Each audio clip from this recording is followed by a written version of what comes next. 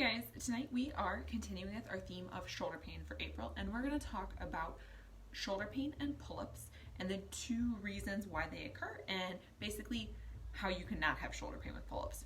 So to start off, the first reason why people tend to have shoulder pain with pull-ups is overuse. So this looks like too much volume overall. So it could be too many times during the week they're trying to do pull-ups, or they're doing too many reps at a time. So usually what I say, and numbers, I'm going to give some numbers, but these numbers are going to vary depending on the person and their prior level of fitness and what they're used to. So in general, if you're doing a pulling motion, like a heavy strength pulling motion or any really strength motion, more than 3 times per week, unless you're an elite level athlete who trains a lot, if you're that recreational CrossFitter and you're going to the gym and you're doing pull-ups more than 3 times a week, that can lead to a little bit of an overuse injury simply because you don't have that time to repair it.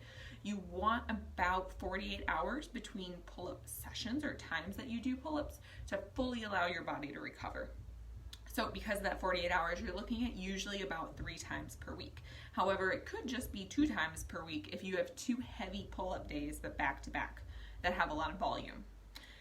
So another thing that people tend to do is going from no pull-ups to a lot of pull-ups. And this looks like maybe never doing pull-ups to all of a sudden. It could be just doing maybe pull-ups twice a week, but going for like 4 weeks straight.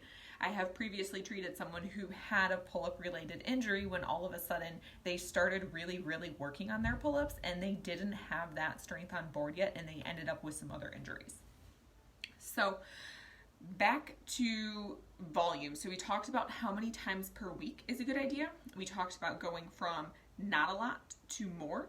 And I also want to talk about how much volume in a session. So, and again, these numbers are going to vary depending on your level of fitness. So for someone who's more of a seasoned CrossFitter, north of 150 reps may be too much volume in a session if you're doing this volume all of those sessions in a week. For someone who's just starting CrossFit or maybe is just a regular gym goer and doesn't do pull-ups very frequently, maybe 50 would be a good number to stay under. So it really varies. For me personally, 100 is kind of my limit to where I get sore. I don't get sore under 100. 100 to 150, I'm pretty sore. So for me, looking at a number probably north of 150, 200 or so, doing that many in a workout would increase my susceptibility to injury. The next reason people tend to get pain with pull-ups or shoulder pain with pull-ups is because they progress too quickly. So by too quickly, I mean trying to do a kipping pull-up before they've mastered a strict pull-up and trying to do a butterfly pull-up before you've mastered a kipping pull-up. So the general rule of thumb is for a kipping pull-up, you want to be able to do at least one full strict pull-up on your own. If you can't control that descending motion when you're coming down from the bar, and that's going to put your shoulder you're going to end up using that shoulder joint to catch yourself instead of the muscles. And over time, that can cause increased pain within that shoulder and lead to injuries. So you should usually, like I said, have 1 strict pull-up on board. A better number, I would say, would be about 3 to 5 consecutive, depending on if you're male or female. But again, it does depend.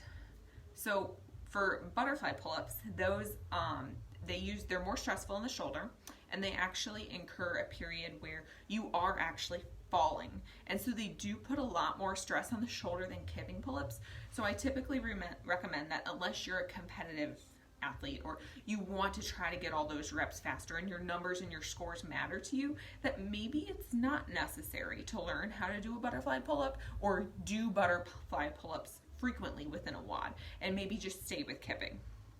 But if you do want to learn those butterfly pull-ups, one thing I do recommend is being able to do behind the neck pull-ups. So that means you're pulling up, but that bar is coming behind your neck.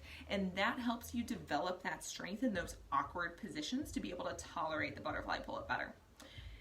Typically, if you're looking to do butterfly pull-ups, you have a lot of strength on board already in your lats. And so I usually suggest about 5 consecutive strict behind the neck pull-ups before you really start progressing into butterfly pull-ups.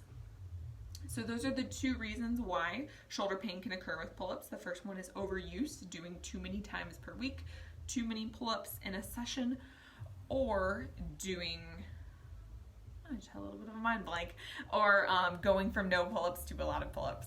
And then the other reason that you can sometimes get shoulder pain with pull-ups is progressing too quickly or doing kipping or butterfly pull-ups before your shoulder's actually ready for it. So thanks for tuning in tonight, and in May we will switch the theme to running. So if you have any running related questions that you want answered, send them my way, and have a wonderful night.